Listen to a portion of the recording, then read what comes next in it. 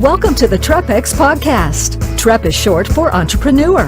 One of the most meaningful and rewarding, yet difficult challenges you can take on. The TREPX Podcast gives you actionable insights, real examples, and success X factors from experienced entrepreneurs as we are learning, living, and sharing in the exciting endeavor of entrepreneurship. Now here's your fellow entrepreneurial traveler and host, Micky Deming. Hello, welcome to the TREPX Podcast. This is Micky Deming, and it is a very special episode because I am joined today in studio by Frank Lunn, the founder of Kahuna Business Group, which, if you do not know, is actually the business that has created TREPX. Frank, welcome to the TREPX Podcast. Thanks, Mickey. Frank was the first guest on this podcast, and now he's back again for episode number 52.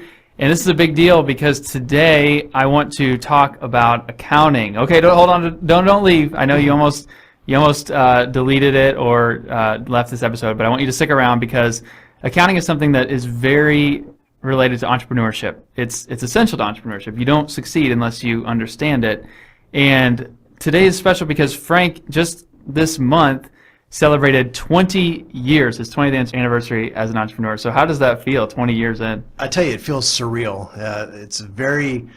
It's exciting at the same time to think about 20 years has gone so fast and things have changed so much. So I'm excited for where we are, and I'm really even more excited for where we're going. And the funny thing is, you talk about accounting, and I am not an accountant. And as you know, my story, accounting is the story of a lot of near-death experiences that fortunately we survived, and I've learned a lot of lessons the hard way. If you would have told me 20 years ago that I'd be leading a company that does accounting, I would have laughed in your face. It's the furthest thing from what I ever thought that would be important to me. So. Yeah, and I think you have, and we'll talk about this in the interview, but it's become important to you through your experiences. Absolutely. And you didn't have an accounting background, but in 20 years you came to understand the importance of it, and now we're helping others. And you say it's surreal. It's surreal to me knowing that I am now in this role, and we're doing TREPX, we're doing Kahuna Accounting, which we're going to talk about, that when you started the company that would later morph into this, I was 9 years old. Can you believe that? Yeah. I'm not sure whether to be excited or slightly offended.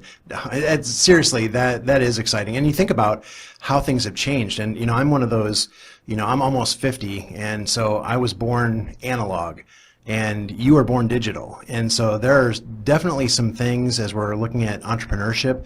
And one of the things that's been so exciting working with a company like our accounting software company, Xero, that's Xero with an X, is that the technology has changed so much from when we first started, and what we do today would not have been possible even 5 years ago.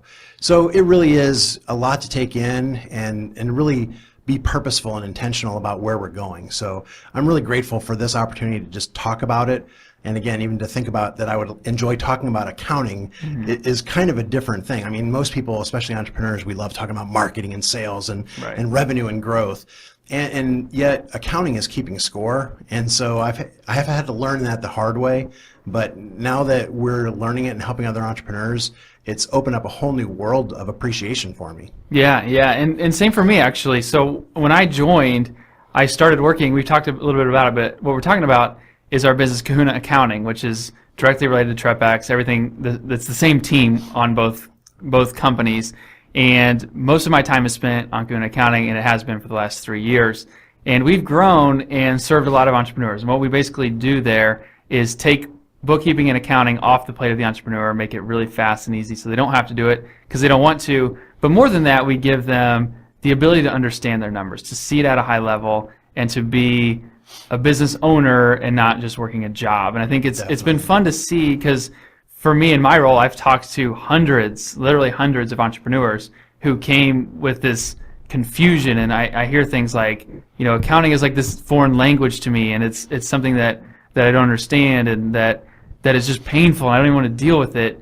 But then when you see a light bulb go off, and I think that's been your experience and why you're passionate about this, is like when the light bulb goes off and you understand financials, that is when your business can take it to the next level. And so I want to go to you, Frank, about 20 years of entrepreneurship and your transition into what now became Kahuna Accounting really, like you said, had a lot to do with your own experiences. So what were some of those financial challenges, and what is it that made you understand the power of your numbers? Well, the first thing is capital. And we've always been kind of undercapitalized. I mean, we very first started, it was don't try this at home, kids, but we had a group of credit cards that we used to fund the business, and then we had another group of credit cards to pay off month one, and then another group to pay off month two. And it was very harrowing, and it definitely wouldn't want to try that again or ever recommend anybody else do that. But being capitalized and having enough capital for the business has always been a struggle. Even when we became a multi-million-dollar business, capital was always at the heart of everything, whether it's growth or inventory or hiring people or being able to expand what we were doing with our marketing. Capital is always tied into it. And so as an entrepreneur, naturally, I was excited about capital and different things like that, but I wasn't really connected to the accounting part and the mechanics. And accounting is the language of business, and I just didn't really know how to be fluent in it. And it wasn't until I was able to, number one, have some very painful lessons learning the hard way. I mean, I've had people steal from me. I've had issues with accounting and bookkeeping where we've tried to do things, and I didn't know what I didn't know, so I didn't know how to manage somebody. I didn't know how to hire the right person. I didn't know the right systems in place, and so we bled a lot of money. We joke a lot of times. I mean, I really am convinced that we lost $1 million before we ever made $1 million, just because of inefficiencies. And we joke about it, but it really is so easy to bleed and not know you're bleeding internally. And sometimes people don't make it past that. And we were fortunate to. I was very fortunate to have a great team and people who cared about me, and even a banker who was nice enough to tell me one point in time when I went to get a loan, and he just looked at me in kind of that sunny boy, kind of pat you on the head, but not really being mean about it, but just saying, look, I can't loan you money because you have negative equity. And I didn't understand what that meant. And essentially what he was saying was, look, if you sold everything you have, you still don't have enough money. Yeah. And that was kind of a wake-up call. And then I realized that, it's like playing a game, like playing Monopoly. You just have to know the rules. And once you understand the rules, you can play to win and start to use your entrepreneurial creativity and get your juices flowing. And that's kind of what had happened to me. It just took a long time. And again, a lot of embarrassing mistakes along the way to realize, wow, I hope other people don't have to do what I did. Hopefully they can be a little smarter. And hopefully I can teach some people to avoid some of the mistakes that I made. And that's really how we got started with accounting, was we wanted to be able to help provide micro capital and be able to help other businesses be able to get started and get their entrepreneurial cycle happening faster. But we realized before we could provide capital or connect people with capital, we really had to help them with the basics, which was accounting. And so we kind of backed into it. And at first it was a necessary evil. And then as we got into it, we realized, oh my gosh, this is such a great opportunity. And it's a really exciting part of business.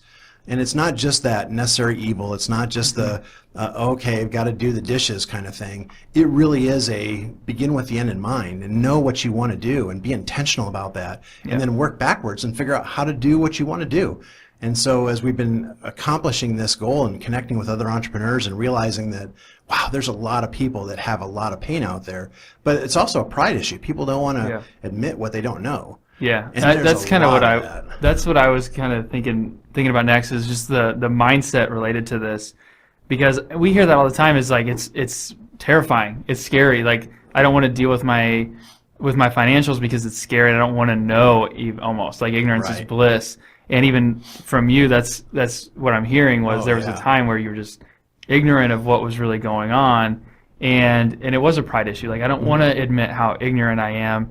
But then there was a time, like you made it over the hump. And so a lot of people stay in that and just think, this is something I'll never figure out. I'll never fully become fluent in this language. Yeah.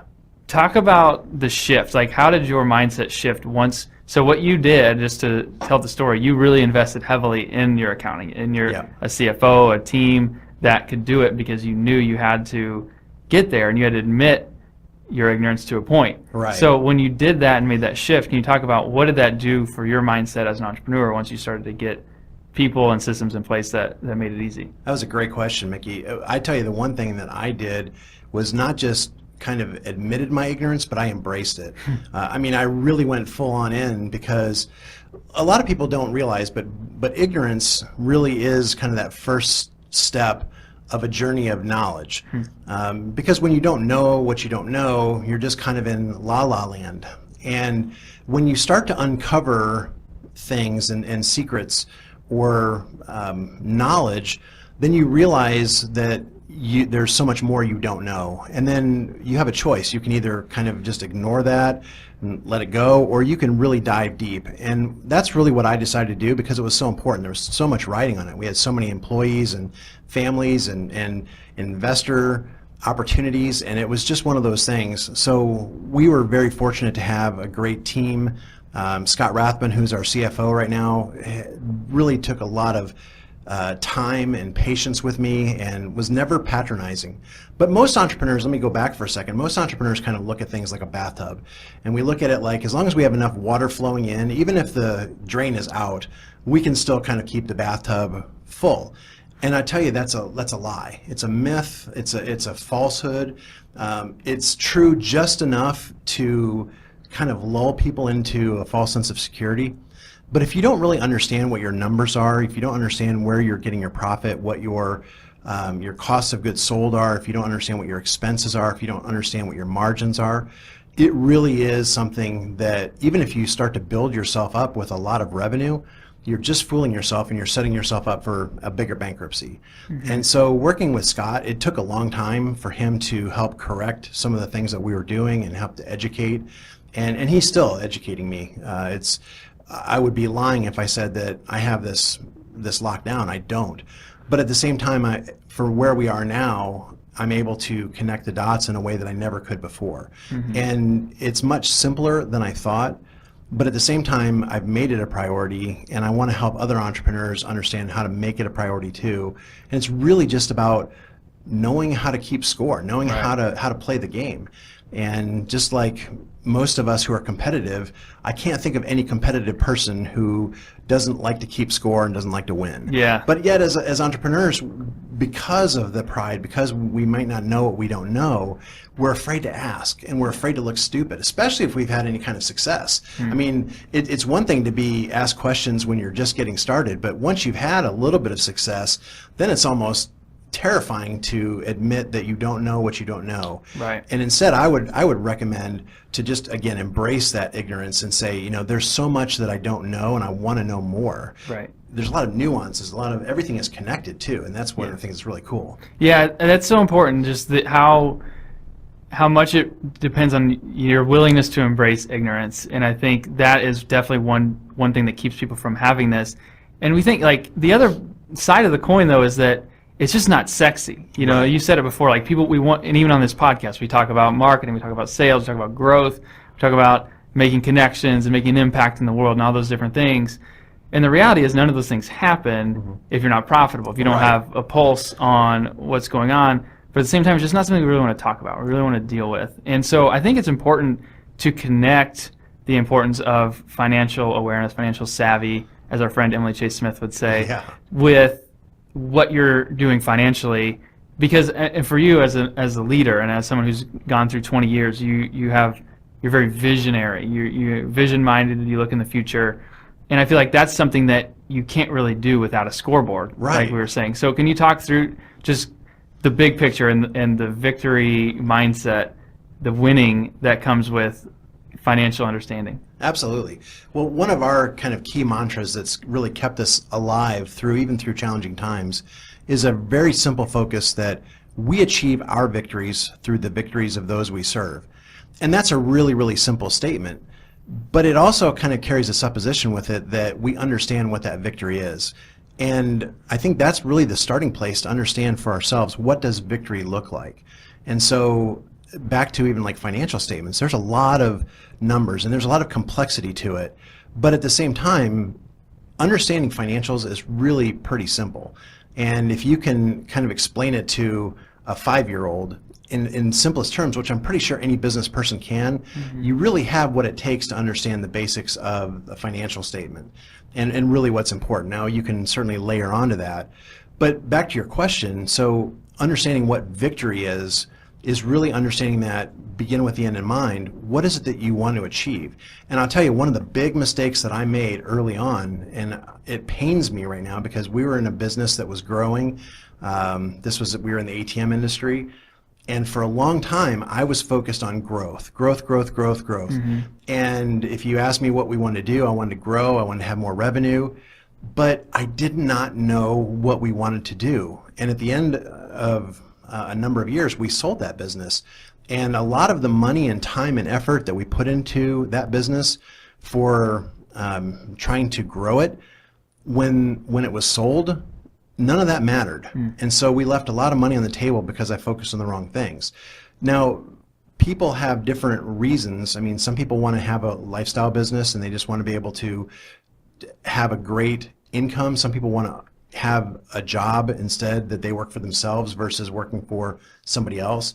And some of us want to create businesses that operate far beyond who we are and our own capabilities. And we have an ownership in this business, and this business does things. The business is not me, I am not the business. And understanding what the outcome is, is it something that you want to sell to other people? Is it something that you want to just have a great income, like an annuity for a long period of time? Is it something that you want to sell to your employees?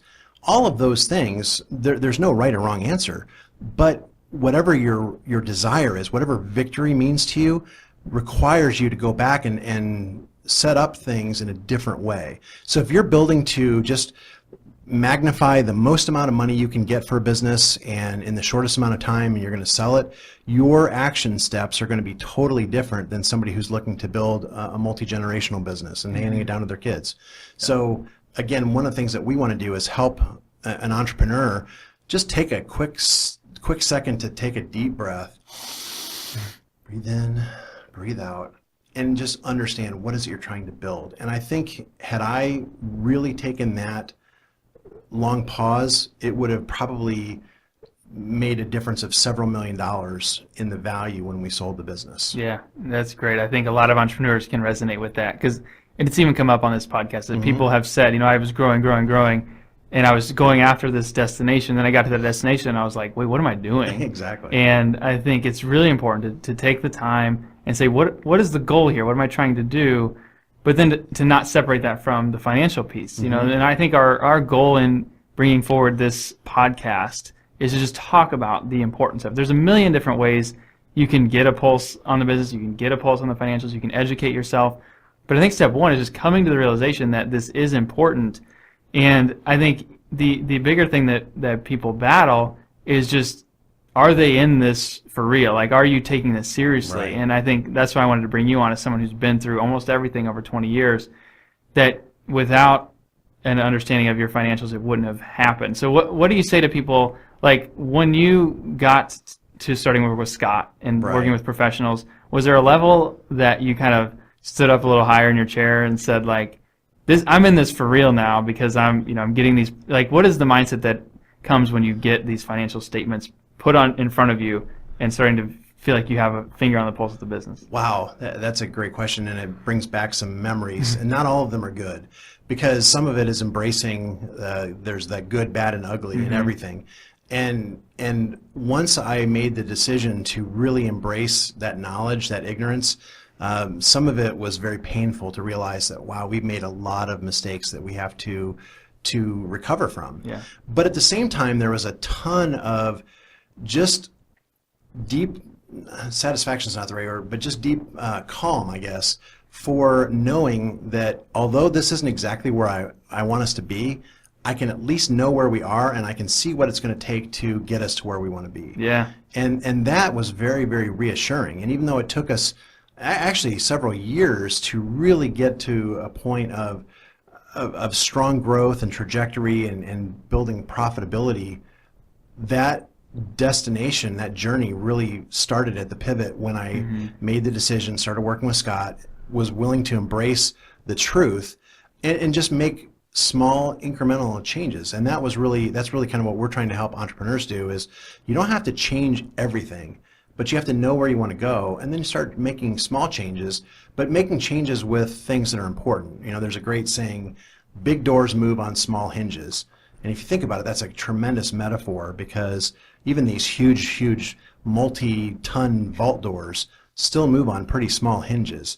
And that's the leverage that we have in our business. And understanding accounting and understanding what you do today, how that affects what your outcome is, that's really a small hinge that moves a big door. Definitely. And there's a lot of factors that go into it too, and everything kind of plays off of each other. So, I mean, you can sell more, but have less margin. You can have higher margins. There's all kinds of different factors that go into your ultimate profitability, and then profitability is what translates directly to the balance sheet and helps you develop your net worth. And there's all kinds of things that are associated with that. But again, once you kind of take that leap of ownership and saying, I've got this and I'm going to own it, good, bad, or otherwise, that makes a huge difference. And that's very, very empowering. That's great. That's really, really good. I think, because I think it's easy to focus a lot with the accounting on where you want to go. So creating a destination that you can work towards. But I think you touched on something really important, was that when you got some clarity and you got you went through that brutal process of uncovering everything, that you actually got clarity on knowing where you are currently. And that's really important. That reminds me of the Jim Collins, what's he saying, Good to Great, about being ruthlessly honest about the facts. Yes. Like not glossing over them, owning them, like you said, where you are. And I think your accounting system can do that. And it's not going to be that fun, but why not be honest with it? Because it's the reality. Yeah. It allows you to grow. Yeah, and definitely accounting is looking back to help you look forward. And so you have to understand the relationship there. But at the same time, you can't always just look back, because just like you can't drive by looking in the rearview mirror. So with that said, it's really important to be able to have a system that helps you kind of see how you got where you are, but that's just part of the context of helping you figure out where you want to go. And so even if you've been driving in the wrong direction, you can still make a U-turn and turn around and go to the right direction. But the longer you go in the wrong direction or just meander from road to road, the further you get from where you really want to be. And I think that's the one thing I would tell my 20-year-old self. I could go back in the DeLorean and say, I would say, without swearing, I would say, know your doggone numbers and understand how that connects to the victory that you want to achieve, and how that matters to serving people, because it's really about, like, before they tell you on an airplane, before you help somebody else with their oxygen mask, put your own on first. And it really is the same thing. If you are not taking care of your financials, if you're not keeping yourself profitable, then how can you possibly help other people? How can you hire new employees? How can you do great things? And so really being profitable and at least understanding what our business is and being healthy, that's a really strong personal responsibility issue. Yeah, that's a great point. And I think just to take this to the next level, so what you did was, there was one side where you embraced the ignorance and you said, I want to commit to knowing this. I'm in this for the long haul, and I know I've got to get this better. But then what you did with that was you got help. So it wasn't just, even though I know you read a lot of books and tried to learn, it wasn't like, okay, I learned and now I'm going to be my own accountant and bookkeeper. And I think a lot of people get hung up on that, of like, what are my options? Like, I go to my CPA and they clean things up at the end of the year, and that's my accounting. To understand what happens when you get help from professionals,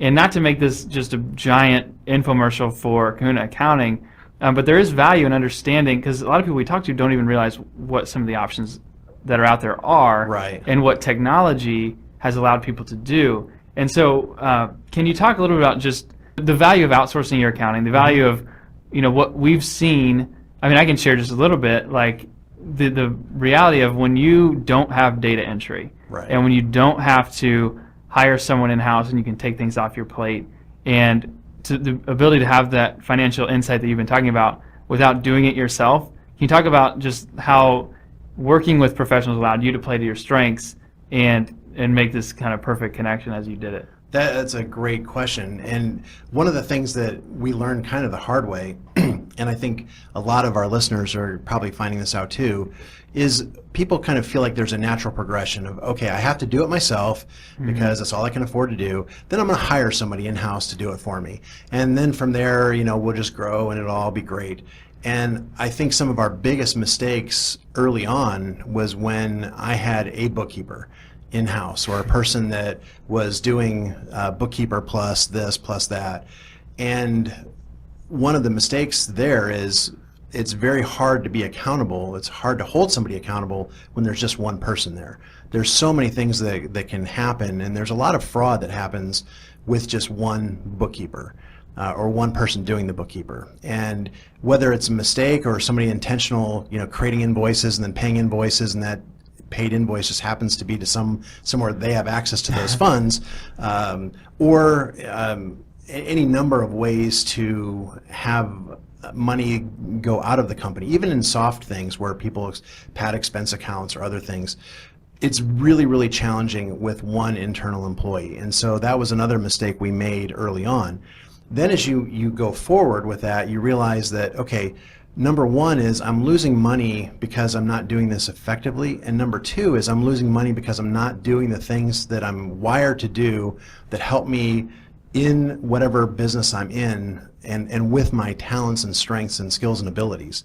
And so if I'm trying to play bookkeeper because I don't trust somebody, or because I need a little bit more complex system to prevent fraud and abuse, then I'm not selling, or I'm not creating new relationships, or I'm not out doing things that are going to create growth and help us to build the business and the brand. And so really what we decided to do, and our situation was a little different because of the way that we were structured in the industry that we were in, but I essentially was able to hire a person, Scott, who's our CFO now, and he was able to come in over a team and build a bookkeeping team and an accounting team, and it had a little bit of complexity to it because of the industry that we were in. But for those who are not necessarily in that situation, I would say be careful of avoiding the trap of thinking you have to do it yourself and follow the progression of then hiring somebody, and looking at there's a number of situations and opportunities, whether it's Kahuna Accounting or a different solution. But unless your business is accounting, it really shouldn't be the thing that you spend a lot of time on. Right. And the other thing, again, whether it's us or somebody else, you can generally get a lot more horsepower for a lot less money. And I think that was another thing, because there's a lot of complexity that comes into hiring people. You have sick time, you have vacation time, you have the ability to cross-train. And then you also have this issue of scalability. So the person that you hire for today, because it's the person you can afford for today, may not have the horsepower to get you to where you want to be tomorrow. Yeah. And that's an issue too. And that's a whole other thing. I could riff on that for an hour, because it's a challenge. As entrepreneurs, we can only see to that next bend, and you get to that next bend and you realize, okay, I need somebody that's got some horsepower to help me with a bank proposal, or to help me with financing, and to be able to do retool our capital structure, and a bookkeeper can't do that. And so, but I can't afford a CFO, or I can't afford a controller. And so you're in this constant stream of catch-22s. And again, that's where now, as we're providing these services, we're realizing that some of these challenges that we've gone through have really equipped us well for understanding that an entrepreneur may not know exactly what they don't know, but they know that there's something there, and they know that they're going to have these iterations.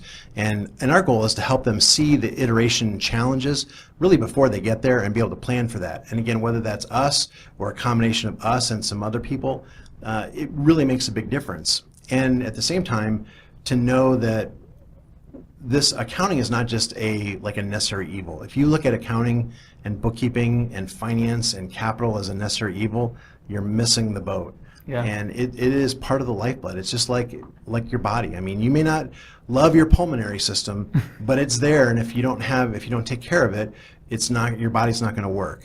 Yeah. And it really is connected to everything you do. Yeah, I think the scoreboard analogy is just perfect, because if you can imagine just playing sport without it, it's just not going to be that fun. It's not going to make much sense. Do we get a ribbon? Right. It's like we played and it was fun. Like this is a scoreboard, it kind of takes a lot out of it, and it's surprising how many businesses operate without a true scoreboard. Sales is a nice metric, but if you're losing money on every sale, trying to make it up in volume, right, that's not that helpful. And so I think the message here today is just talking about, number one, the value. There's so much importance in understanding your numbers and digging in. But then the second, like we just talked about, is how can you get help? As soon as you can, how can you get help? Get someone who can automate it. We were just at a conference last week, Andy Peterson and I from Kahuna Accounting, and we were at an Infusionsoft conference.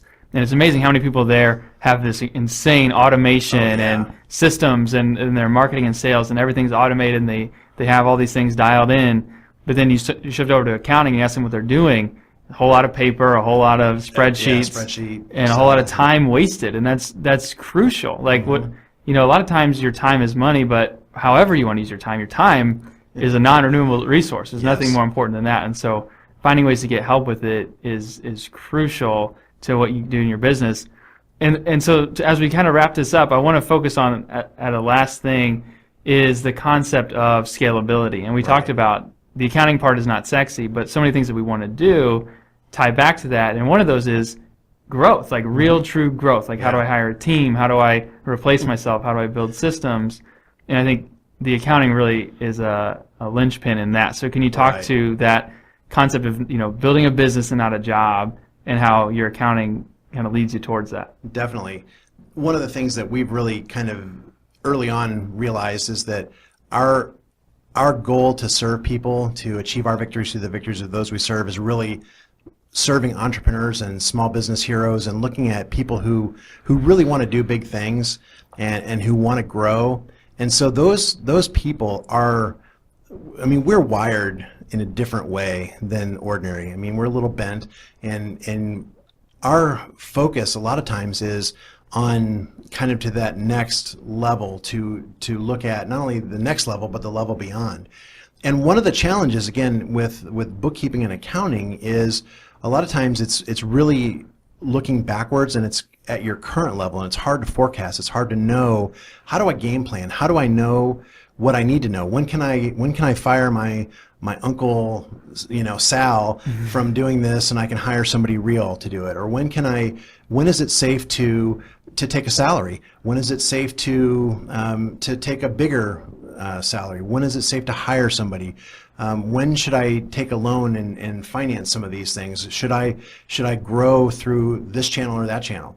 And having the resources to be able to do forecasting, to be able to do some game planning, really starts with having really good numbers and understanding what your basics are, your cost of goods sold, your current margins, your client profiles, and things like that. And so, again, one of the challenges that we learned the hard way as we were going through this is a lot of times the person that you can hire, or the team that you can hire, is really not the team that can take you to where you want to go. And so it kind of has you in that locked place, rock and hard place. And what you really want to do is have somebody or a team or tools that will help you to be able to say, okay, look, if my goal is to make $1 million this year, let's say, as a business, then how do we work backwards from that, and how many units do we have to sell at what margin? And if we increase our cost through this, our cost of goods sold, then here's what that means. And again, from an entrepreneur, we just want to boldly go out and start selling things, but that's not always the best. And even looking at our clients, sometimes the very best way to improve profitability is to selectively edit your client list. Let's just say it that way. Is very nice, because not everybody is a great client, is a great fit. And we want to work with people who are a great fit for us. And if we're not, or they're not, then we're not doing anybody any favors. But that really is part of the accounting team as well, to understand some of those aspects. So it's not just about like how much money did we make, or what our net worth is, although those things are very, very important, especially because they're not static. They're growing, they're changing, and we want to know what those are going to be. But I would say the one thing, as you're looking at growth and scaling, is make sure that you have a team that can grow and scale with you, right, that you're not going to have a big lag, because otherwise you're playing this awful game of like whipsaw catch up. So, you want to grow, and you've got some things, you've been working on this promotion for the last 6 months, and all of a sudden you've got some great things happening, and then you can't keep up with it from a financial team because you've got to hire somebody else, or you need to train somebody. What you want to do is have that ability to just hit that button and have instant horsepower, instant help. And in some cases, you want to have them be able to help guide you before you're even there. So you want to have a team that can help you see some trends maybe happening even before you get to the point where you're asking for help. And so that's really what we've been trying to do, and we've honestly been learning so much from our clients who are just having honest conversations with us. And we have several that are working with Scott, and we're just working together. And we're not trying to just sell a package. We're trying to understand from them, from your perspective, what is it that you're needing. And a lot of times we as entrepreneurs don't exactly know the right way of asking for things, and so a lot of times professionals, whether it's your CPA or just outsource people, they just kind of provide accounting answers. And as entrepreneurs, we don't want accounting answers. We want entrepreneur answers. And so you need to put it in language that we understand. And so it's kind of funny because I know you and Andy are in some of those conversations between the entrepreneur and the accounting teams to be able to really understand what they're saying is this, but what they really mean is this. They're asking this really complicated question to say, hey, how are we doing? And it's funny. Exactly. Yeah, and that's all people want to know. How are we doing? What does this mean? Like, what does growth actually mean? If I am able to sell this much, what consequences does that have? And I think your financials and the right team surrounding you can provide a gateway to understanding that. And that's really the message today is like, how, you've been in it for 20 years, and that's one of the big takeaways you've had. And so I appreciate you coming on today.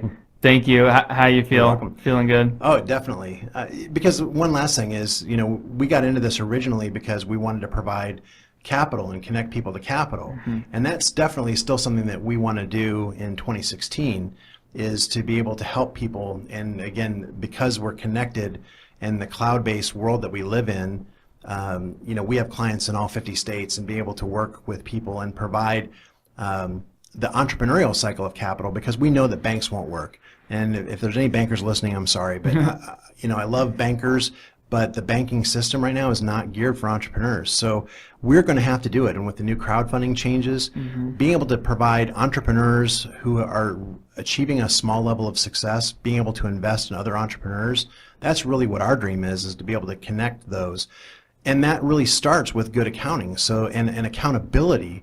So that if we have a group of entrepreneurs that want to fund other entrepreneurs, the first thing they're going to ask is, hey, can we see what their financials are? And that nice thing about a system like what we use is we can provide some read-only access and some ways of connecting people to capital through non-traditional ways, but it's really entrepreneurs serving other entrepreneurs. And that's really kind of what I'm seeing for the next 20 years. Beautiful. 20 more years, and then we'll do another episode. Absolutely. I'm ready. Awesome. Well, thanks so much, Frank. This has been a blast. For you listeners, if you want to learn more, you can see this episode at TREPXGroup.com. And in the show notes, we'll tell you more about Kahuna Accounting. You've probably seen it, but we'll also have a link where you can download a free guide, 9 accounting mistakes that can kill your business. I know it sounds really fun, but it's a good way to understand some of the things we're talking about and some of the stuff you may have missed. So check that out and check out this episode. And really appreciate you joining us today. Have a great day. Thank you for listening to the TREPX Podcast. For more episodes, interviews, and business growth tools, please visit TREPXGroup.com.